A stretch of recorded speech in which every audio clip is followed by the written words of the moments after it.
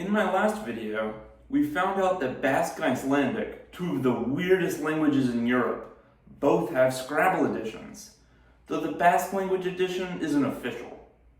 I find it really funny that out of the two, Basque is the one that isn't official, even though it has 806,000 speakers to Icelandic's 309,000. But I guess it helps to be the official language of an entire country, even if that country is smaller than Ohio with a population less than 4 full Ohio stadiums. But what other weird languages can you play Scrabble in? Let's start with one of the worst languages to get a Scrabble edition, as well as one of the ones Nigel Richards won the championship for without speaking the language: French. In my opinion, the biggest difference between English and French Scrabble isn't actually a difference between the languages themselves, but how they're played. You see, in English Scrabble tournaments, especially in the United States, gameplay consists of, well, 2 people playing Scrabble. Crazy, I know. But in French Scrabble tournaments, especially in Europe, they prefer to play duplicates.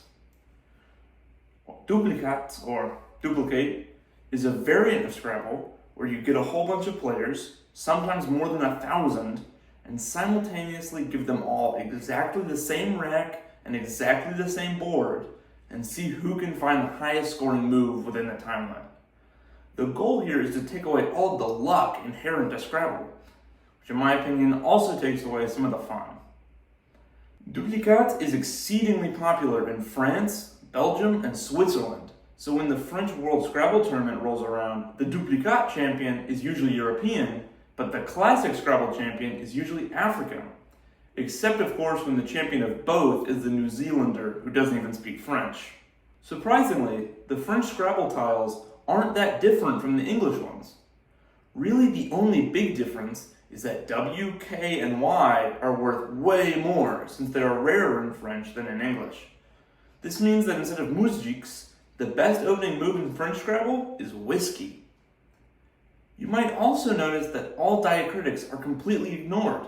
No acute accents, no grave accents, no cedillas, not even the cute little hat that linguistics nerds insist on calling circumflex.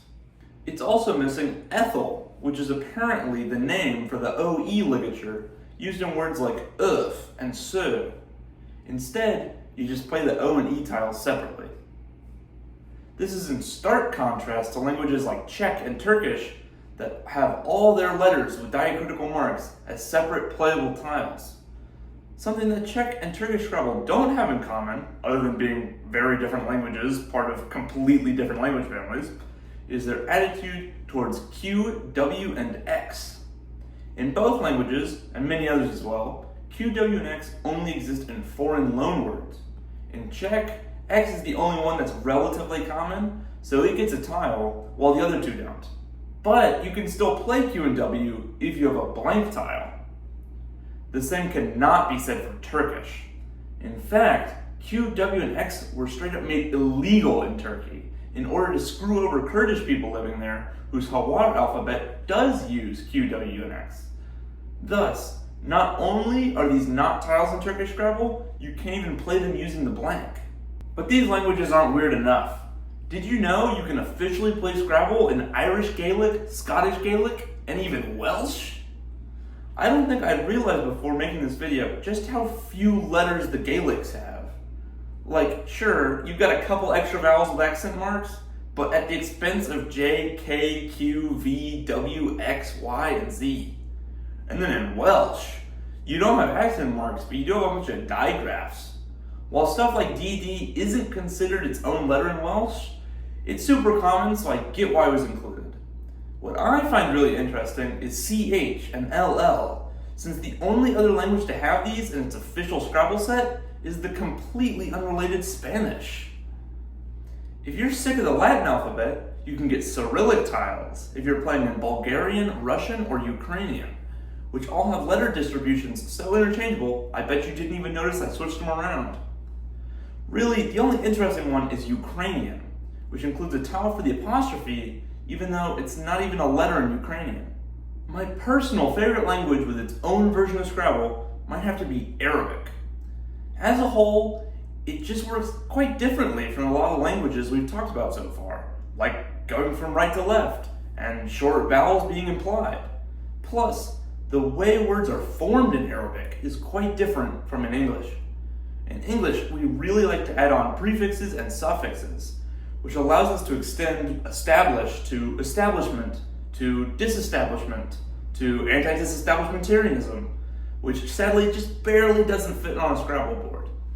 In Arabic, on the other hand, words are formed from root consonants. For example, the idea of writing is conveyed by the three root consonants kataba. With these, we can make writer, katib, book, kitab, office, maktab, library, maktaba, and many more. This different structure, as well as the completely different vocabulary and grammar and morphology and everything else, makes Arabic Scrabble entirely unrecognizable to English Scrabble in a way that I think is really cool. Arabic Scrabble is even a little unrecognizable compared to, well, Arabic, since Arabic is always written in cursive, where all the letters join together. Because of this, most letters in Arabic have 4 different forms, depending on if they're at the front of the word, the middle, the end, or on their own. You can't really do that with a Scrabble tile, so they put all the letters in their isolated forms. A language that I think deserves an honorable mention here is Italian. While the language and its letters aren't all that different from other Romance languages, the way Italians play Scrabble is.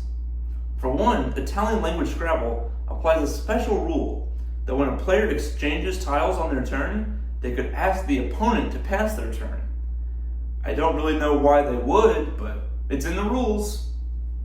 Another thing is that the most popular version of Scrabble in Italy isn't Scrabble, it's Scarabeo.